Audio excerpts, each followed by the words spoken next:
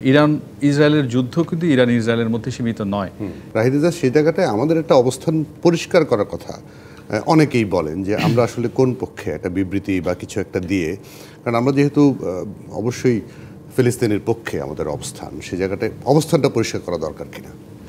না, একটা জিনিস হুমায়ুন ভাইয়ের এটা আমি রিপিট করবো না, কোন কোন জায়গায় ইম্প্যাক্ট ওটা বলে ফেলেছেন। আর অবস্থানের কথা যদি বলেন, দেখুন বাংলাদেশের মতো দেশ কিন্তু খুব বড় কোনো অ্যাক্টর না এখানে, অনেকটা রিসিভিং এন্ড। এই যে যদি বলি এক্সপোর্টের কথা বলি, আমরা সিওয়ে দিয়ে আমাদের মোবিলিটি হয়, আমাদের গুডসগুলো, আমাদের রেমিটেন্স আসে, আমাদের লোকজন কাজ করে, আমরা এনার্জির বোথ অয়েল অ্যান্ড গ্যাস দুটো জায়গায়। তো এই জায়গাতে আমরা স্টেটমেন্ট দেওয়া ছাড়া খুব বেশি করার কিছু আছে সেটা নেই, বরঞ্চ হ্যাঁ ওইটা করার আছে। যেহেতু আমরা ওইখান থেকে রেমিটেন্স পাই, আমাদের উল্লেখযোগ্য, আমরা যদি প্রতি বছর বারে দেখি 50 বছরে মোরলেস আমরা জিসিসি কান্ট্রিতে, যে গালফ, সৌদি আরব, কাতার, কুয়েত, ওমান, মোরলেস আমাদের কনসেন্ট্রেশনটা ওই জায়গাতে।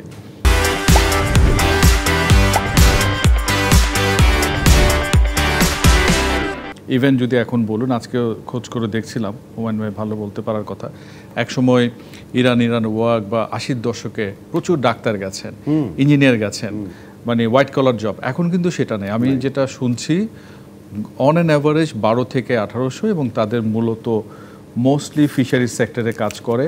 সেটা ইরানে বন্দর আব্বাস এবং পার্সিয়ান গালফে। ইরানে খুব হাতে গোনা কয়েকজন লোক আছে যারা হোয়াইট কলার। কিন্তু ইরানের কথা বলেন এখন আমি যেটা বলছি, আপনি যদি পুরো জিনিসটাকে আমরা দেখতে যাই, আমাদের খুব বেশি মানে পজিশন নেওয়ার কিছু নেই স্টেটমেন্ট দেওয়া ছাড়া।